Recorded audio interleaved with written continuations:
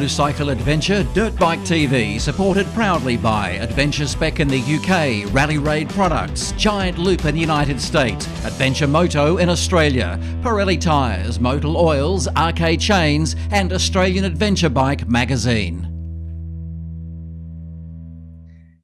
Nick Sellick, Director of Machine with his wife Trudy. Welcome to Mad TV. What a great honour to have you. I just want to start by saying, you know, I've seen you work in the field in adventure riding, and you're always such a consummate professional and very dedicated, and it was always motivating for me. And when I saw that you've got this wonderful job with Ducati, I said, I've got to have a talk with Nick, because of any person in the Australian motorcycle industry that I know, you know, you're very deserving of this. You're just a consistently strong performer, and you just give such a great service. Now, I know that's a wrap. You probably head wall displayed out of Zoom at the moment, but that's how I feel about you. And sometimes we've got to just say how we feel. And I've always thought you were very professional in how you did things. So before we start, congratulations on your job at Ducati. So we better just start on that for a little while. Yeah. Yeah, thanks, Dave. Appreciate it. Look, it definitely a bit of a kid in the candy shop moment when you and Alana and I from Ducati started having some conversations about, you know, how we could take the relationship further. And it really has, you know, the last sort of month or so, it's been a fantastic, I guess, recognition of where I've kind of positioned myself in the market. Bit of a unique skill set that I've got, and a very niche skill set. I was never any good as a motocross racer, but I certainly I've adapted to this adventure riding lifestyle and absolutely love it. And you know, look, it is something, Trudy, my wife and I, we really pride ourselves with our business Machine on trying to be professional and putting a different spin on things in the market. Yeah, it's a great it's a great honour to get this role, which is product genius in Ducati. That's an interesting.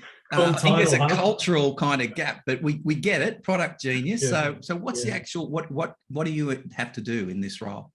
Yeah, so it is contract role. So I'm not exactly employed by Ducati, but contracted by Ducati Australia to help out a couple of days a week, essentially, and helping them shift the needle, as we might say, for the market in Australia in terms of Ducati's positioning, more so with the off-road end of the spectrum in the adventure market. So, you know, we'll continue running machine events like we do, but then part of my time will be dedicated to working with the Australian market in terms of training up dealers, getting them more familiar with the adventure riding product, training customers with rider training, running some events, working with media.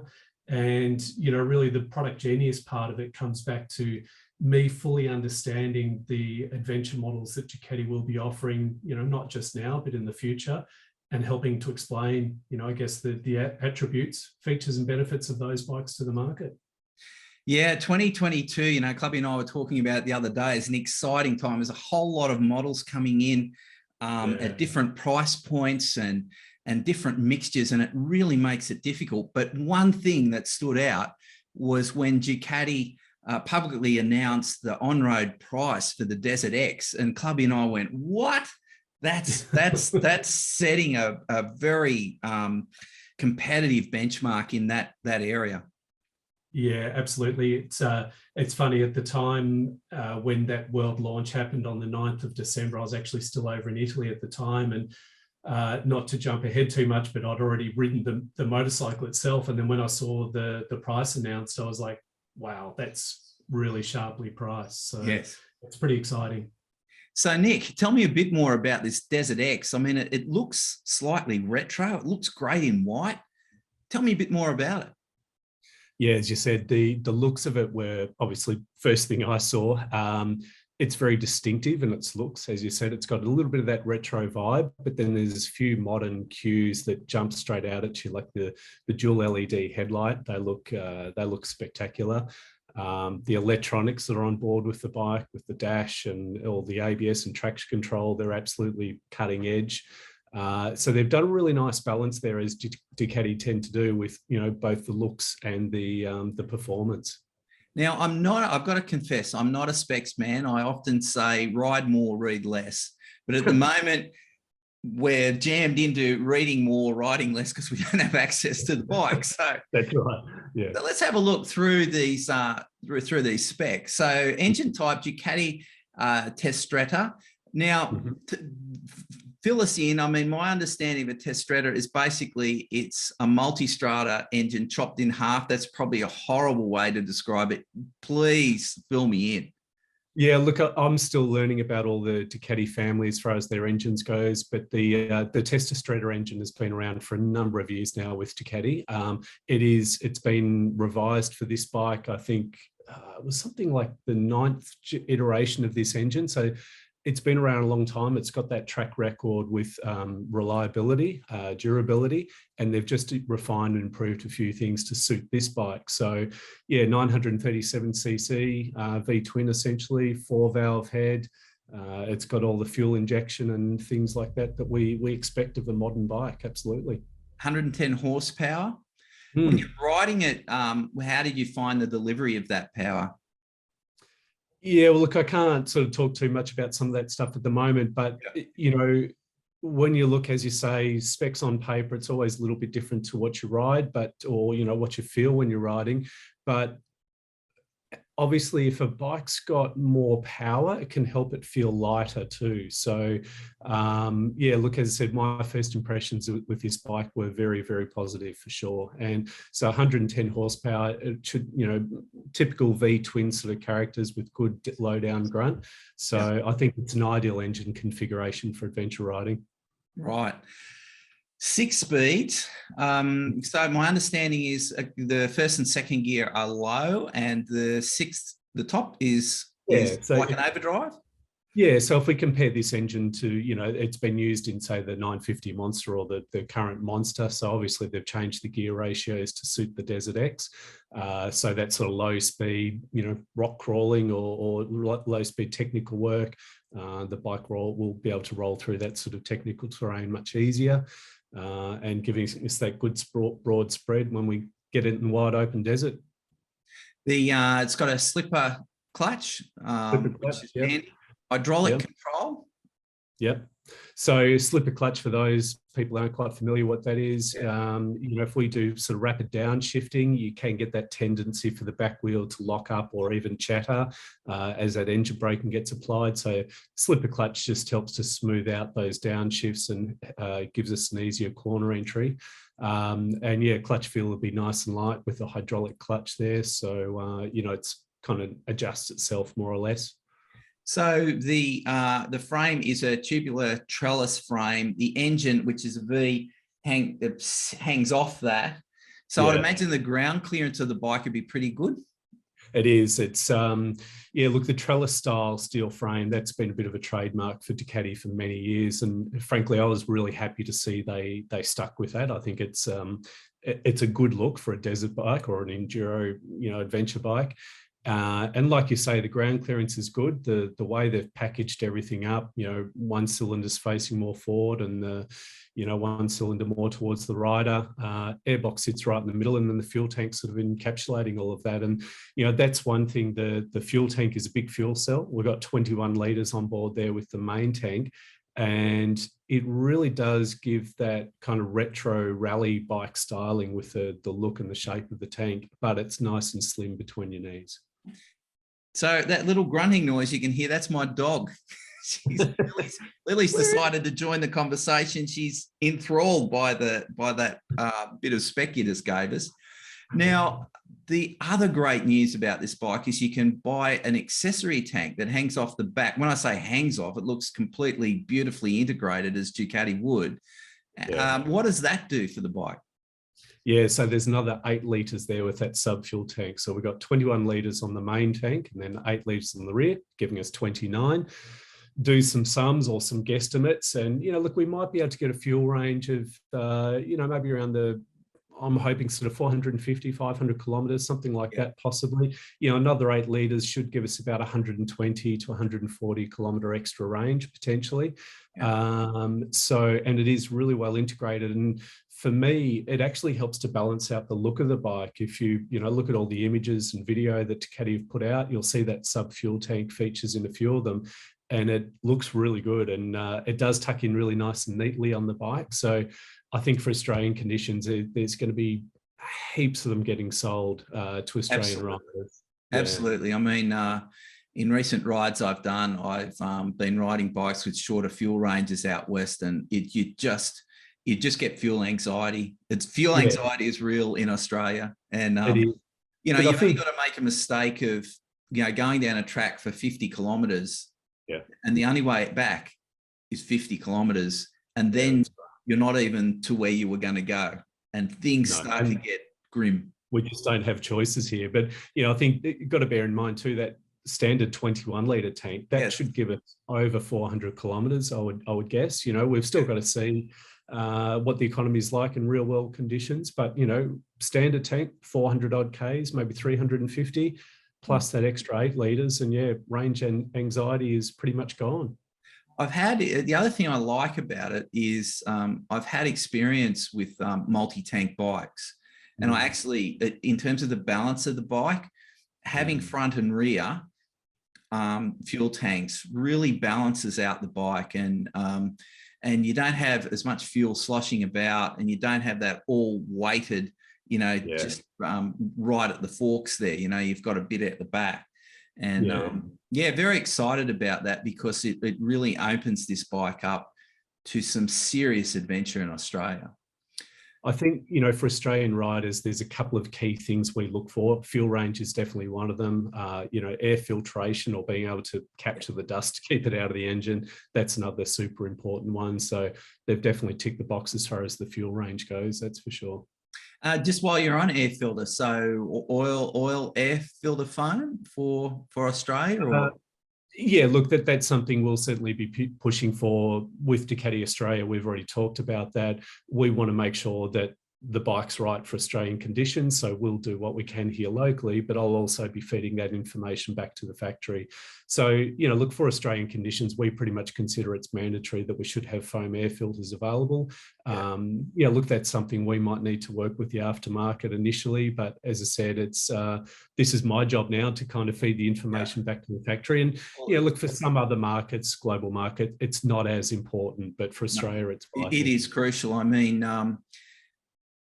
you know, there is I won't name them, but there's a couple of manufacturers who've learned very quickly that Australian dust is much, much finer because we're an ancient land. And it just goes straight through paper filters, and many engines. I remember some brand new bikes getting dusted, and owners were riding along and saying, well, why is the engine stopped? And that's an unfortunate experience that can be avoided with a $50 foam air filter. That's right. So Ducati, if you're listening, listen to Nick on this one. In Australia, you need a foam air filter. One good thing too, the air intake is going to be super high on this bike because of the V-twin engine configuration. Airbox sits up in the middle, so the air intake's really nice and high. So that'll be great. Yeah, well, you've got my 150% support on that one for the bike, and it'll ensure that, you know, an owner's experience is reflective of what the bike can be. Yeah. So interesting with suspension, Kayaba suspension, 230 mils on the front and 220 on the back. That's handy for this size bike. Yeah, there's obviously always got to be that balance. You know, a common complaint, I have the issue even, is if bikes are too tall. You know, it's great to have 270 mil of travel or 300 like an enduro bike, but then, you know, the bikes can become a bit ungainly and too high. And for adventure riding, you know, we probably don't need 300 mil of travel. So that sort of, you know, 220, 240 odd mil of travel is probably right in the sweet spot. And certainly Kayaba suspension is well known in the off-road market. Japanese made suspension, and Ducati worked with a couple of companies like Öhlins, for example. And so, you know, I was a little bit surprised at first that Kayaba suspensions fitted on there, but you know, pleasantly surprised. It works really well. 46 mil diameter forks, and a linkless rear shock on there. So yeah, I think it'll be perfect for the sort of riding we're wanting to do. I've had a bit of experience with Kayaba, and I just reckon that's fantastic suspension. The way you can dial in, but particularly it's the fully adjustable one with compression, preload, and rebound. Yep. And the way you can dial that in, it's a really exceptional suspension. As I said, I've had a bit to do with it, and just amazing suspension. Yeah, and there'll be a lot of familiarity out there in the market with how to dial it in. Yeah, Absolutely, absolutely, because it comes on some other bikes. So yeah. Pirelli Scorpion Rally tyres, STRs on the bike standard. That's a nice compromise for road trail. It is. Look, tyres are always such a tricky one. You know, it's a compromise, exactly like you say. Some of us might prefer more aggressive, you know, the Pirelli Rally Scorpions. Yep. But I think the STRs fit a lot better. They've got a nice big block tread pattern, and they grip really well on the bitumen and good consistent grip off-road. So I think it's a really good choice. Other things, like many bikes, many of the big brand bikes now have the Bosch traction control 6-axis reassessment thing that little black box. Well, yeah, that's it. It's a bloody black box that does so much and has come so far in the last 2 to 3 years. I mean, I've seen the iterations of that, and it's just got better. It's intuitive now, but what a great thing to have on this bike. Yeah, it is. The spec of the electronics on this bike are actually above the Multistrada V4, if you can believe that, in terms of it's now got 6 riding modes. So they've added on rally and God, I've got to remember them all. Rally, off-road and enduro is the other one. So with that, it gives us a lot more customizing of the riding mode. So basically within those 6 modes, the way Ducati treat it is we can then customize all of the settings. So we can customize how much traction control input we have. We can customize the ABS and how that works. And once you customize it, then you can kind of set and forget and just swap around between the different riding modes on the fly. And it remembers those settings that you put in. So it's not a matter of when you turn the key off, turn it back on again, it's reverted back to, you know. Very frustrating on models where that just drops completely out, drives you nuts.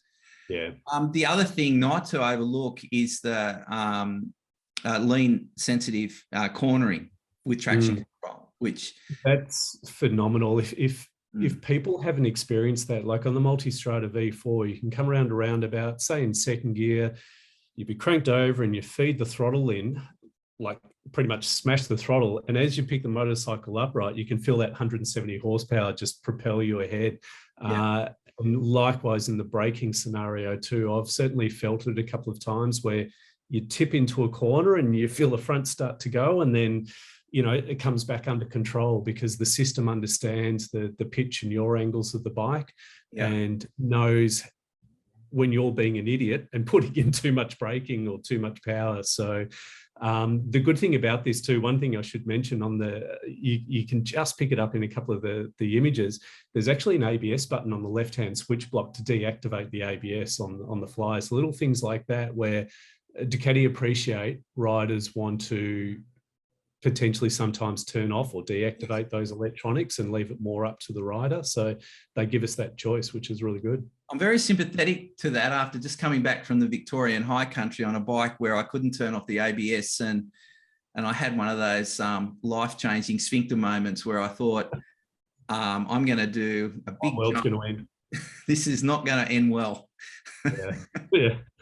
Yeah, but look, like you say now, that the later generations of electronics are just getting better and better. And look, you know, the way I normally ride, I leave the ABS on so 95% of the time. It's very rare now that I feel I need to turn ABS off altogether on a bike. It's probably only if I'm goosing around doing silly things. So yeah, look, in this latest generation with the Desert X, they work with companies like Bosch that produce the electronic system, and they spend a lot of time in refining those settings. Nick, I'm looking at that dry weight and it looks interesting, 202 kilograms and curb weight 223. So it's right on the money in terms of that mid-size adventure bike. It is, yeah, it's right in the sweet spot for sure. So, you know, it's often a big bone of contention, I guess you could say, certainly for Australian riders. We all love our bikes to be lighter. I think you find the balance of the bike is going to be really nice though. And, you know, look, we can't have everything. Yeah, as I said, we'd always like bikes to be lighter, but as you said, that's right in the sweet spot. I think, yeah, riders will be quite happy with it.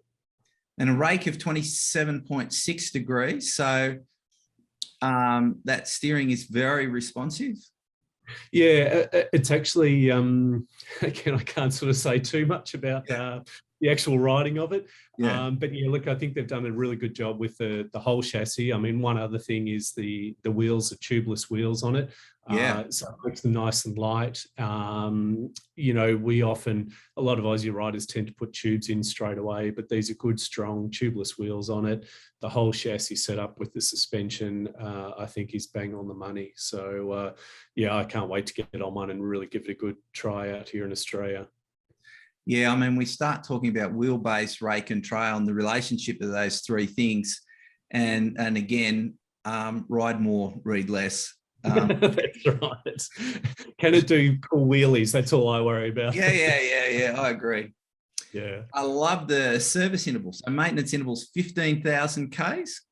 Yeah, that's really a big thing for Ducati at the moment. You know, like with the multi-strata, the service valve service intervals on those are pushed right out to 60,000 kilometres. As I mentioned, with the Testastretta engine in the Desert X, that engine's been around for a long time. So yeah, service intervals, 15,000 kilometres between general servicing. So it's something Ducati's working really hard on, that durability side of things. They've got the credit, you know, with MotoGP racing, you can't win world championships and constructors championships without knowing how to build an engine properly. And they sure know how to do that. So yeah, look, it's going to be great to give these a good thorough thrashing in Australia and see what we can break on them. I don't reckon there'll be too much. No, mate, I'm really looking forward to it. Well, let's wind back the clock a bit. And I just want to get a feeling of when you kicked off your love for motorcycling. Yeah, when I was about this big. Yeah. So yeah, look, I've really ridden motorcycles since I was 5-6 years old. You know, grew up on a farm, had a little Honda Z50, and you know, I've been riding off-road all my life. So that, you know, over 40 odd years now. Tried a little bit of racing with motocross and enduro and a bit of super motard racing, which I absolutely loved. But it was really the adventure riding that, you know, I guess I got into that in earnest, you know, about 10 years ago.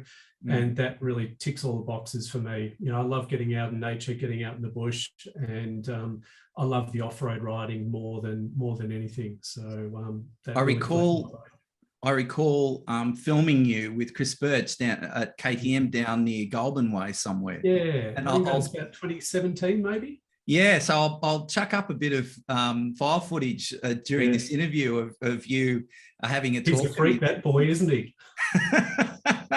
He can ride. Oh, yeah. Yeah. So you went to college at Wesley College. Anything business related, or what did you do? Oh, yeah, wow, you're going back there now. Yeah, I'm going to go back. Yeah, so yeah, look, I spent, I guess, most of my life living in and around Melbourne and Victoria. We just moved up to Port Macquarie about 3 years ago, continuing running the business up here. But yeah, look, I've worked in and around the motorcycle industry basically since 1992, and you know, started off as a mechanic, worked for Honda Australia for 7 years in marketing and business planning, and then my wife and I built up a website design business, graphic design business. We worked together for 5 years, and that's kind of where we got involved with BMW early on in helping them run the BMW Safari events, which we did for 5 years. Through that sort of marketing experience that we had. And really that's what, with our business Machine now, we understand that, you know, Machine is an event management business, yes, but really it's a bit of a marketing tool in some ways, you know, particularly for brands like Ducati or KTM or BMW that we've worked with in the past. You know, events are a fantastic way to get people together. The brands recognize that.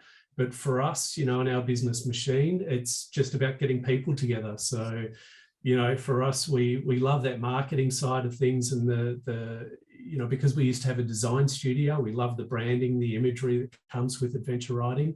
But at the end of the day, it's just about getting people together, sharing the passion. Now, both of us love motorcycles, and we've been around the industry in some form for many years. One thing I often talk to Clubby about is the different culture of the different brands. Like it's like you move from a different country. What's your take on that? Absolutely. You know, It's incredible how those brand ethics, if you like, or the persona that the companies want to put forward, how it attracts the people that have that sort of mindset. It really does ring true. And it's interesting. Before, just in the last month or so, I was reading an internal Ducati document that talked about the brand attributes of this new bike that's coming through with the Desert X. And I was just going tick, tick, tick. All the brand attributes really resonated with me. So it is, look, sometimes it can be a bit of marketing spin, but Yes. At the end of the day, I think it does have an influence on the market and the customers that you attract. Yeah, I guess I can reflect on what happens first. Is the chicken or the egg? Is the KTM rider a KTM rider from his beginning, or something happens, or he sees something and stimulated? The same with the BMW. I find them they think differently and approach life slightly differently. There's an all-encompassing adventure culture, which to me is very accepting, and then you've got these little subcultures. Yeah. And to be honest, that's what really excited me about this relationship with Ducati, or the potential of the relationship. And we're not one to sort of jump boat and, change brands or anything like that. But, I know what Ducati have achieved in road racing and, tracks, around the racetracks of the world in the past few years, MotoGP World Championships, things like that. And my thinking was, well, if they're going to apply that same sort of determination to the off-road end of adventure riding, then I'm really excited about what's coming up. Yeah. So that was really the main motivation for me to get involved with Ducati and taking this on as a new challenge. The great thing for Ducati having you here, knocking over Australian adventure miles. I don't think, it's probably America in the Midwest, South Africa. There's a few places where there's hard miles and it's easily accessible. And you're going to be doing some hard miles on these Ducati products. And there's no doubt there's going to be R&D that pops out of that, I would imagine. Yeah, it's funny, the little things that can come up that, perhaps the manufacturers don't really take into consideration as much. We've got a lot of dust and rocks, and, our conditions over here are definitely different. And, we've run quite a few tours over in Europe now, and, you'll be carving through the Alps in Italy, and you'll see 1200 GSs everywhere, or multi-stratas carving up the hairpin passes. And it gives you an appreciation that Australia is different. The way we use adventure bikes in Australia is more like travel enduro, whereas the way they use the bikes in Europe typically is on the road, more or less road tires on, maybe with big pannier boxes and their wife or their partner on the back. Where I often like to use the phrase here in Australia, it's more like travel enduro, because we can access good off-road riding so easily in Australia, and we do tend to push the bikes pretty hard. So that's, I guess, what Ducati are really looking from me, is to help feed some of that information back to Italy and help improve the product. Yeah, if there was one message for any company coming to Australia, it's dust, and our dust is very ancient. It's very fine. I mean, I got it in an ignition switch when I was crossing the tropical north. Sorry, not an ignition switch, a fuel cap switch. And it just got progressively harder and harder. And I'm thinking, I'm going to snap that key off, and that's going to be the end of the ride for me. And I wouldn't think about that sort of thing being an issue, but no. That's the sort of stuff, exactly as you said. I've got a multi-strata V4 in the garage now, and just going through the process now of kitting that up, setting that up to suit me for off-road riding. And I've got a few good trips coming up, just in the next month. I'll give it a bit of a push, and then later on next year we'll continue feeding information through to Italy. So let's wind back the clock. So when did you kick off in Honda? How long ago was that? Yeah, well, that was 1996. So I did my apprenticeship as a motorcycle mechanic, and I actually started working with Honda a little bit part-time, helping out the motocross race team back when Cam Taylor and Michael Byrne were racing, and always wanted sort of to move up, up a couple of rungs, I guess. So I started working with Honda in spare parts, and then moved into marketing and business planning. So I did have a little bit of experience there with Honda, through until about 2004 with that product development side of things. That was actually part of my role at Honda, was feeding product information back to Japan, but Yes. more on the marketing and sales side of things. Yeah. And then you went to, I'm just looking at your Facebook profile, so there's no big research here. No, it's all out there. I'll put my hand up. So former group e-commerce marketing manager at Peter Stevens. So what was that job about? Yeah, so between Honda and Peter Stevens, as I mentioned, I worked with my wife for 5 years. We built up a web graphic design business. And then, frankly, I wanted to get back into the motorcycle industry full on. So I took a job with Peter Stevens down in Melbourne. Initially, it was only 4 months. I was selling bikes on the floor and was pushing for that sort of next step, and ended up getting the job looking after their accessories clearance area. Right. And they were just at the start of selling online. So I was sort of responsible for creating a online presence for a big bricks and mortar retailer. Yeah. So that was really interesting going through that transition. And then I was in charge of marketing for the retail group. And Peter Stevens is a big organisation. I mean, sister companies with Monza Imports. So, they've got some other brands that they import into Australia as well. So I worked for Peter Stevens. I think it was about 3.5 years over a couple of stints. And so that was really interesting, seeing it from the retail side as well as, the wholesale side. And your next job was former Broadford manager at Motorcycling Victoria. Yeah, so the Broadford Motorcycle Complex, I mean, that's been in existence for about 40 odd years now. Yeah. And me personally, I've always had a dream of having, a riding park, basically a space where people could come and ride their motorcycle. And it's still something that I want to try and tick that box. I'd love to buy a bit of land and have people, come and learn how to ride a motorcycle. But so this was a bit of a way for me to scratch my itch, I guess, that, Broadford is a complex, is about 400 odd acres just north of Melbourne. And there was a road race track, motocross track, dirt track. And, my job was managing that facility, making sure the property was ready for clubs and corporate entities to use for events. So that was good fun. I worked there for about 18 months, and then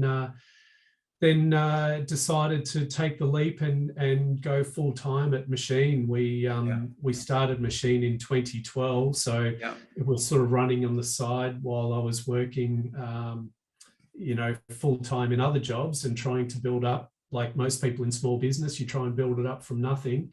Yeah. And so in 2015, basically took the leap and started working in it full time. Yeah, the first time I think came across you was at a BMW event somewhere, BMW Safari event somewhere. Yeah. You would just might have been Tassie or something like that. And now director at Machine. So how long have you been doing that for?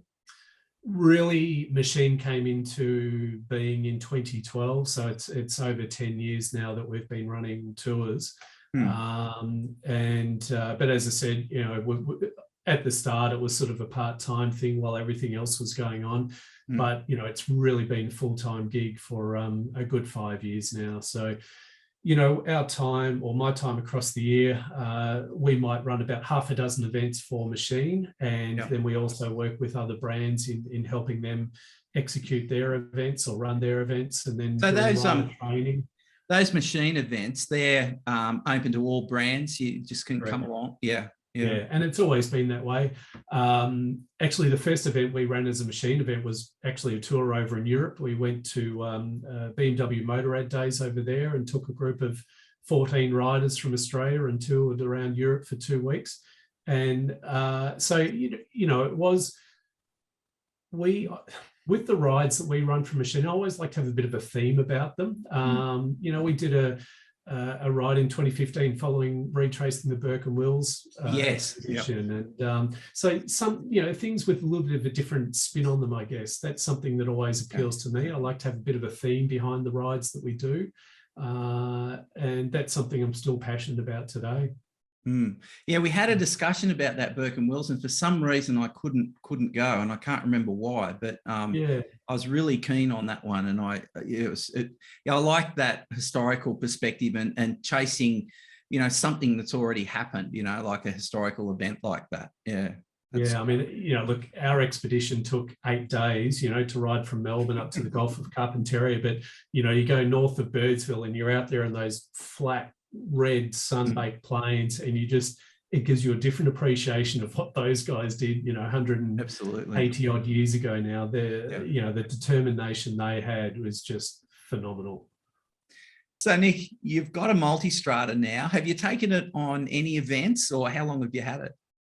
No, I've only had it, it's been about just over a week now. Wow.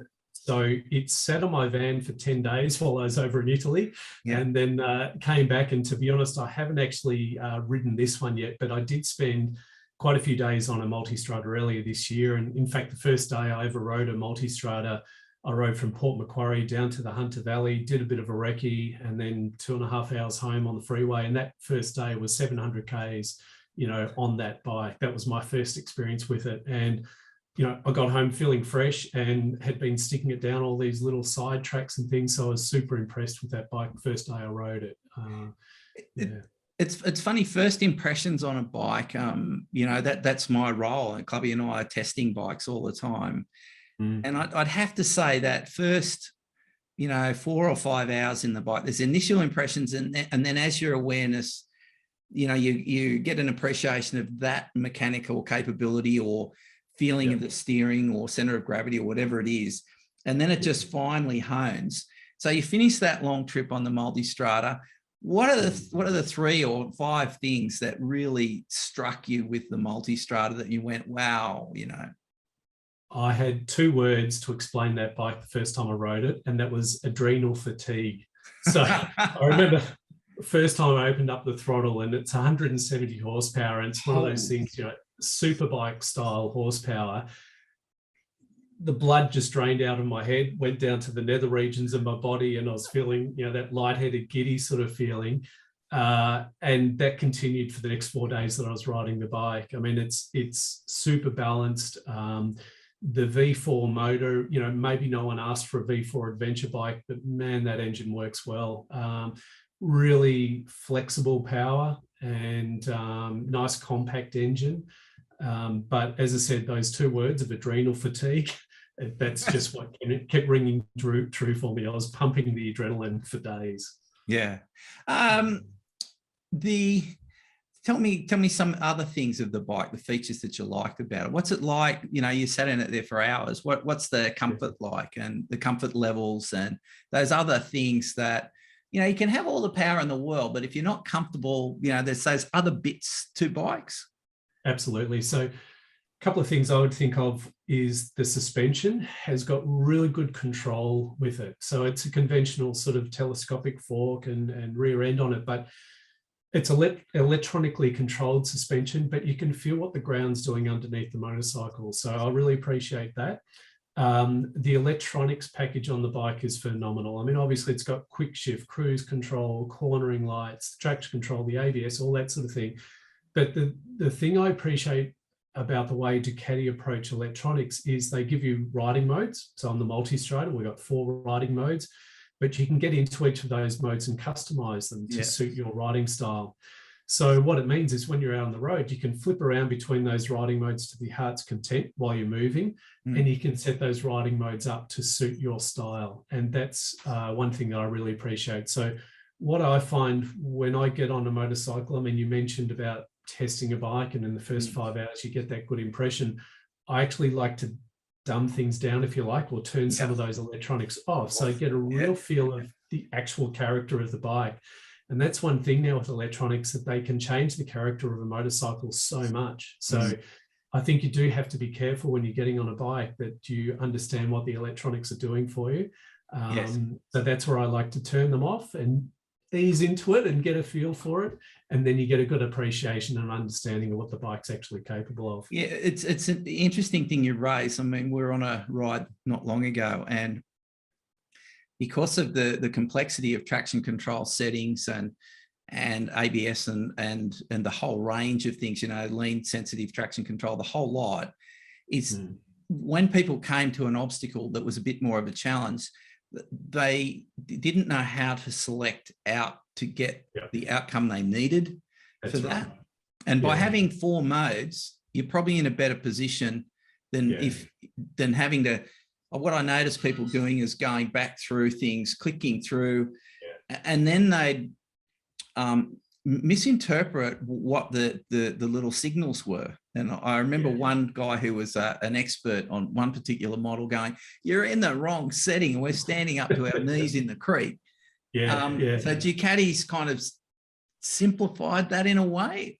Yeah, they have. I do believe it's a more simple way of approaching a very complex challenge. You know, the bikes are incredibly complex now, and that's actually going to be one of my roles that, you know, going forward next year with this Product Genius, that it's something I really want to make sure that every Ducati owner fully understands how to make the most out of the motorcycle for them, whatever riding style they have.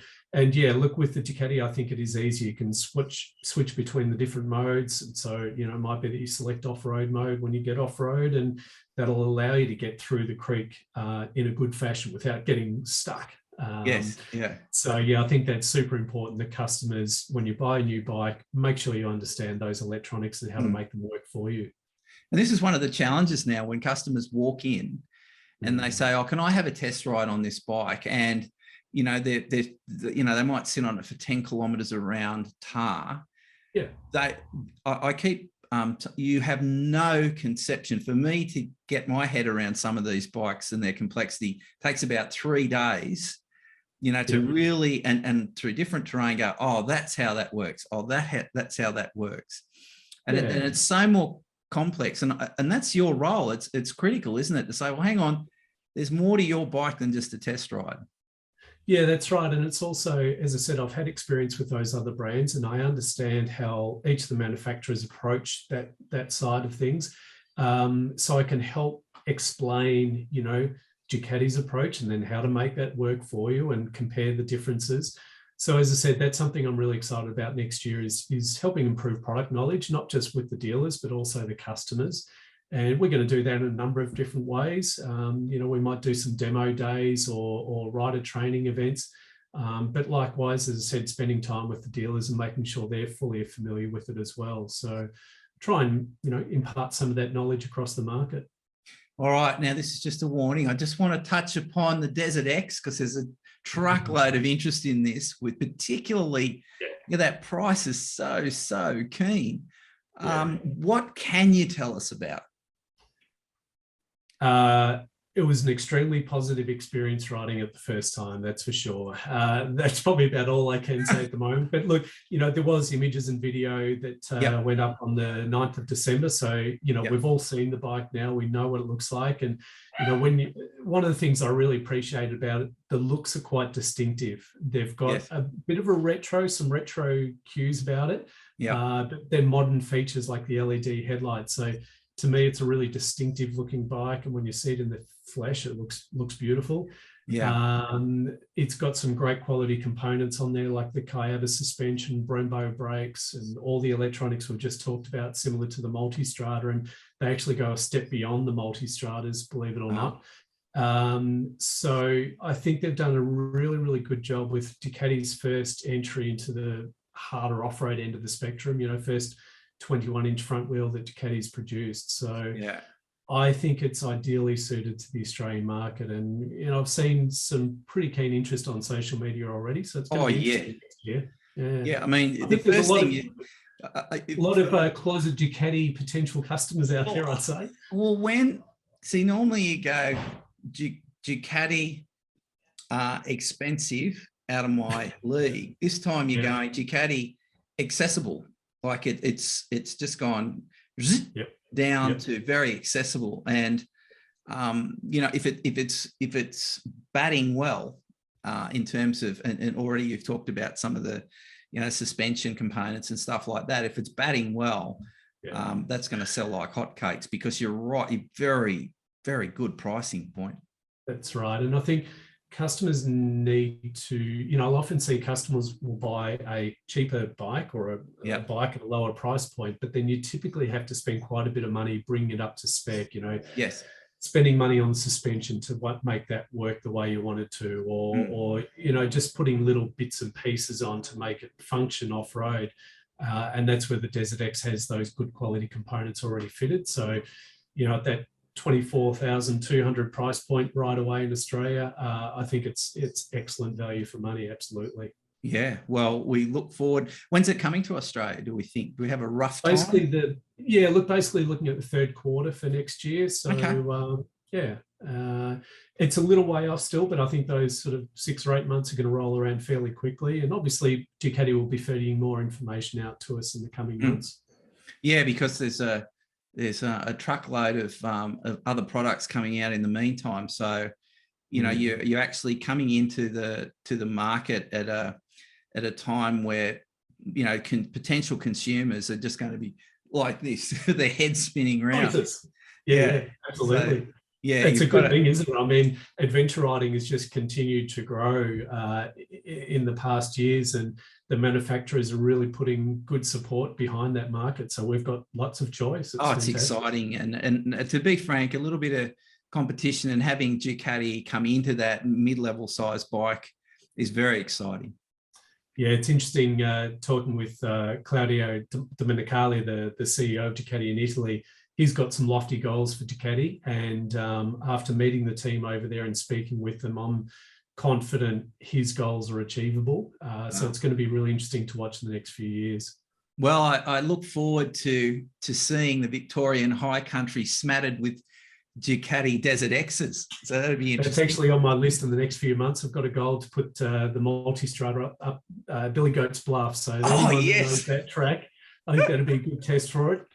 Yeah, I've got an old video, probably 10 years old. I might just pop it up here, where I was going up there on a Tenere XTZ660, and I've just gone blop. No. It's a good challenge, that one. You want to have the conditions in your favour, that's for sure. Well, I tell you what, you'll get some street cred if you get up Billy Goat's Bluff on this. The bike's got some street cred straight away. Yeah, and look, that's what I'm looking forward to. With the Desert X coming next year too, I've got a couple of projects or rides in mind for that bike too. That as I said earlier, look, I love doing rides with a bit of a theme to them. So I've got a couple of projects that I want to talk to Ducati about. Ways that we can demonstrate the capabilities of the bike, because I've ridden the Multistrada. I know what it can do. I know what it's capable of. And, when the Desert X comes next year, then we'll do a similar thing with that. Well, now I've got to turn into my editor at large, or as Clubby likes to call me, the large editor. And we'll go through his questions, which, some of them I have to confess I think are inane, but we're going to do it. We're going to do it straight verbatim, and then I've done the brief. Righto. Tick those. All right. Favourite beer?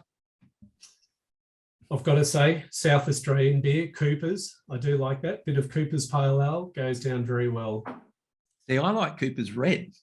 But anyway. Yeah, Cooper's Red. That's more of a winter beer for me. Pale Ale in summer. The other one I do like when I'm in Italy is Birra Moretti. Similar sort of flavour. Very good. Favourite place to drink a beer? Wow. Probably one of the biggest nights I remember was at the Dinner Plain or High Plains Hotel at Dinner Plain. Snake up there knows how to be a good host. And we had one night up there on the KTM rally a few years ago that unspeakable things happened. So I've got good memories of that night. Best post-ride beer you've ever tasted? One memory that comes to mind is watching the sunset over the Gulf of Carpentaria up at Corumba. So, we finished the Burke and Wills expedition I spoke about earlier. 10 days of riding from Melbourne. I think we would have covered about 5,000 kilometres from memory, something like that, 4,000 kilometres. And we sat there watching the sunset over the Gulf of Carpentaria, eating prawns and drinking beer. It was just magic. Really good feeling. It's a stunning place, Corumba. Yeah.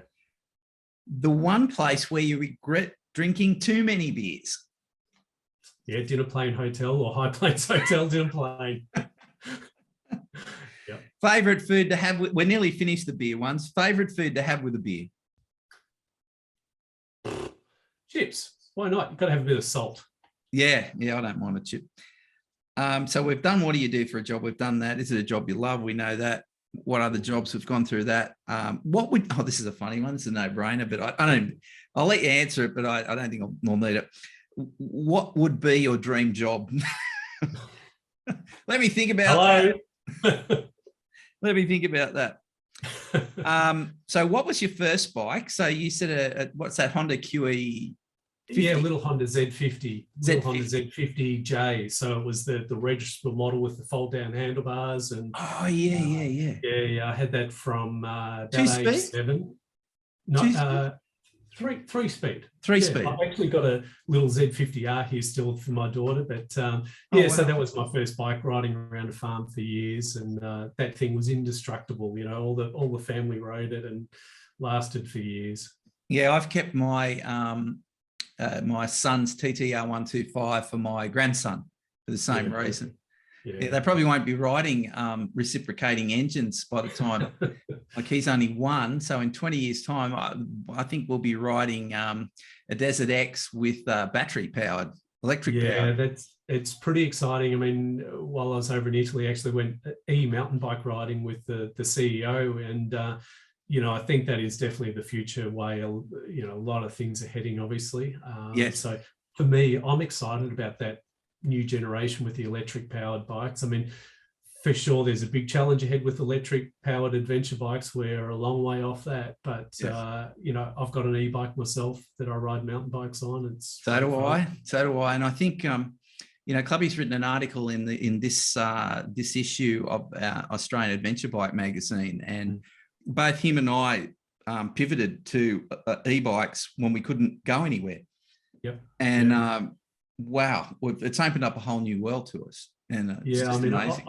I was considering buying an enduro bike again a couple of years ago, and then I got this e-mountain bike, and I forgot about the enduro bike. I get my single track fix on the e-bike, and obviously helps to keep you fit. And it's incredible the way it just helps stop your heart rate really peaking, but you still absolutely get that fitness work. Isn't that funny how you how we come to the same path and the same experience? My son, like I'm 60, and my son said, "Dad, you look a little bit puffed. I'm not happy with this." Is on a standard mountain bike. You're just looking too flushed. And anyway, I got the e-bike, and it shed about 15 beats per minute off my heart. Like, so it's not, it's not at 180. It's down around 150. And it's funny how we both discovered. It's more sustainable, isn't it? And then also the thing I love about it, they're a great leveler. You can go out riding with different people with different skills and abilities, and you can all end up having the same amount of fun and going the same places. It's great. Yeah, well, it's great with my son. Rather than him waiting 20 minutes up the top of the hill now, I'm up there waiting for him. So I kind of like that. It's cool. So worst bike you've ever owned? Ooh.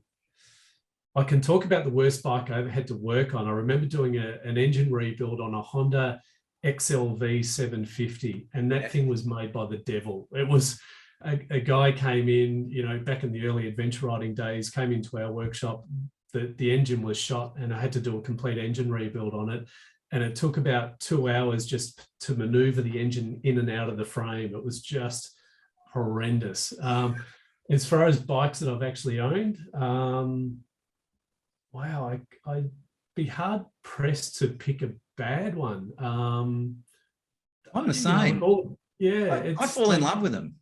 Yeah, I don't regret any bikes that I've ever owned. There's a couple that I'd love to buy back again. But there's none that I can think of that I would, regret owning. Yeah. What bikes? Oh, this is what bikes are currently in your shed? I wonder what they'd be. Well, this is the embarrassing thing. I don't actually own too many motorcycles. I've got one that I've gifted to my daughter. She's got a little Honda Z50, as I mentioned. I've got the e-mountain bike myself, and I've got the Multistrada V4 in there at the moment that Ducati's kindly provided me. So that's the way it's been the last few years. People giving me bikes, so I'm not going to say no to that. No, don't say no to that. I think I already know the answer to this. What bike do you wish was parked in your shed right now? Let me think about that. Yeah, look, it's coming obviously next year, but I guess I've always had a bit of a soft spot for supermoto bikes or super motard bikes. Right. And I did see a Ducati Hyper Motard while I was over in Italy, and I absolutely love the look of super motard bikes. But I know if I had one in my shed, I would very quickly lose my license. Yeah. So that's probably something I need to stay away from. Yeah, I was riding one of those bigger bikes the other day, and I literally sneezed, and I went from 90 to 120. It's ridiculous. So much fun, though. Okay, most memorable adventure ride you've ever been on? Ooh, okay, this is a good one. Wasn't in Australia. In 2019, we took a tour group. What do we have? 8 riders. We took from Munich in Germany down to the KTM Adventure Rally in Bosnia. So we had about 6 days riding down through Austria, Italy, Slovenia, Croatia, wow. Then into Bosnia and Herzegovina. And then we had 3 days of the KTM rally down there. And then on the way back up to Austria, the day before we got out of Bosnia, we went to an old abandoned, well, actually, while we're at the KTM rally, we got to ride up the bobsled track in Sarajevo. So the Winter Olympics were in Bosnia and back in whatever it was, 1998 or something. And so somehow KTM managed to arrange us to ride up the bobsled track. Wow. So that was phenomenal. But then a couple of days later, we actually went to an old abandoned Air Force base from the former Yugoslavia. Yes. And this place has been abandoned for many years, and there's still apparently landmines dotted all around the surrounding forests and things. So probably somewhere we perhaps should not have been taking a tour group, but I warned everyone before we went there. This wasn't part of the tour officially. Yeah. And on this Air Force base, they have hangars that disappear into the mountain. So there's this big network of tunnels that disappear under the mountain. And so we rode in there on the bikes and checked out all these abandoned tunnels that have been made into hangars. And then we had 4-kilometre long airstrips laid out in front of us, you know, on straddle between Slovenia and Bosnia. So we did some course wheelies and drag races up and down these runways early in the morning before the police found us and kicked us off. So there's a YouTube somewhere if you look up drag race on Air Force Base. That was a lot of fun, and that's memories that I definitely want to go back there. You remind me of Bert Munro down on South Island, New Zealand there. Yeah. So what ride do you try hard to forget? Wow. We've had a couple of wet ones. We had a really good track record with events not being cancelled up until early, 2020, obviously, when COVID hit.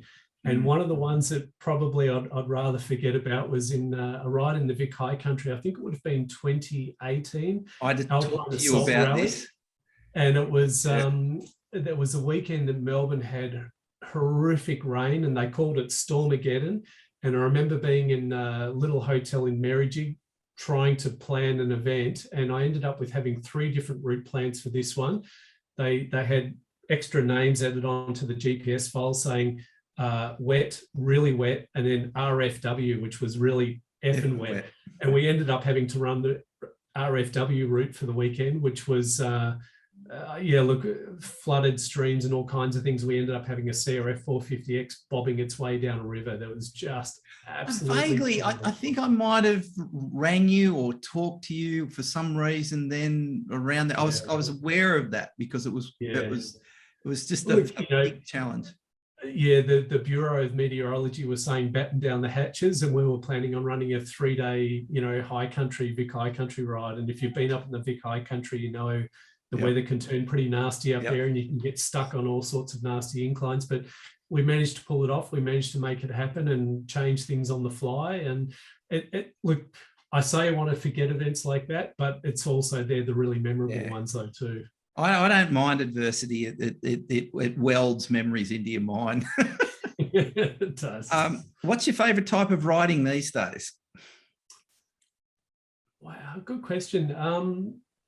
I guess I always like the challenging stuff off-road, but Yeah, look, as I said, I love rides with a theme. So I've got one in my head that I want to do next year. So I always like doing a ride that has a bit of a purpose, Yes. that if we're going to go and visit the highest place in the country or the lowest place or the hottest or the coldest or the, following an expedition route or something like Yes. that. Yeah. I always like something with a bit of purpose. So about 3 days ago, there was a group of us here around Port Macquarie. We're going to do the longest day, going from basically, from the, leaving here Port Macquarie on the east coast, getting up at dawn, and we were going to try and ride west as far as we could before the sunset, with the goal being Cameron Corner.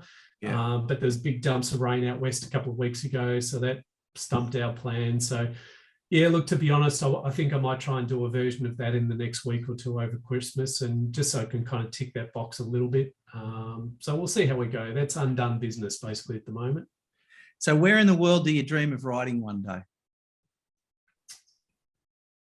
For a long time, I wanted to explore South America. That's been on my bucket list for a long time now. Chile, Colombia is probably one of them. I've met a lot of Colombians now, and for whatever reason, they seem to be super friendly people. And the riding terrain in Colombia looks really interesting, but connecting the dots there, if you go a little bit north of Colombia, there's that little section of country, the Darien Gap, that you might have heard of, that has no roads there.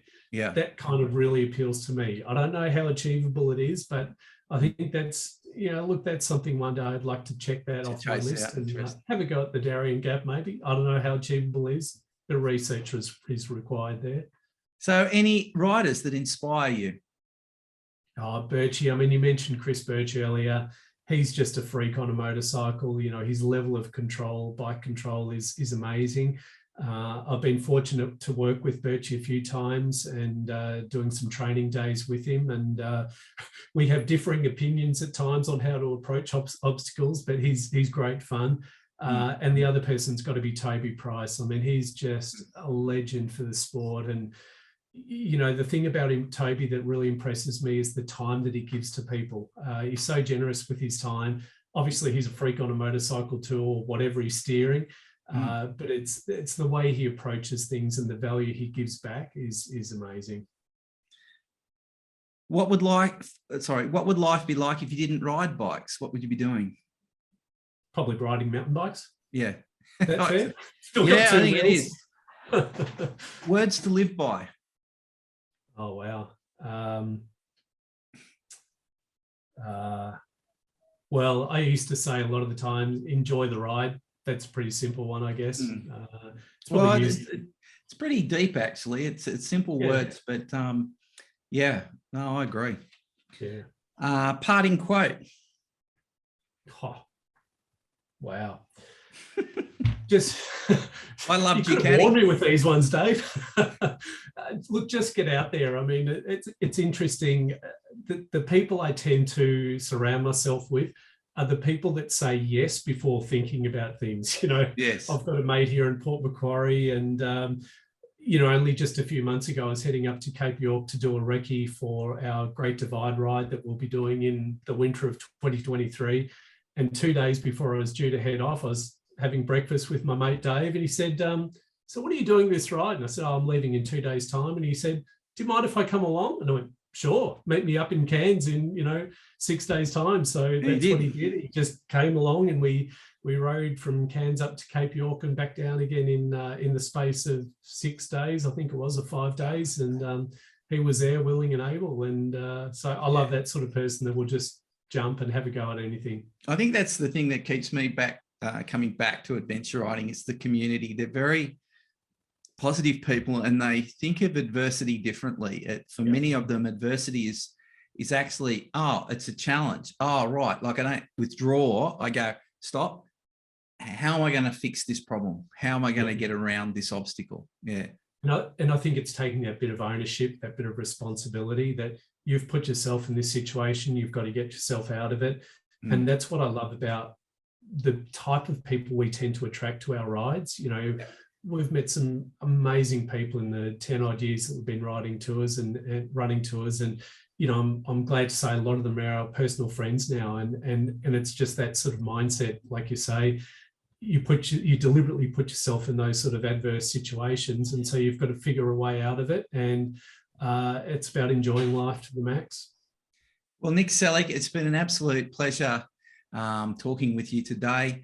I'm really looking forward to catching up with you. I mean, we've got two things we've discussed. I mean, we've got to lock in a multi-strata day or two and get up and do some filming with you. And then ultimately, the Desert X towards the end of the year, which both exciting things to do. Nick, once again, you've been the consummate professional that you always are. And it's been a great privilege and pleasure to talk to you. So thanks very much. Thank you very much. Appreciate your time. Cheers, Dave.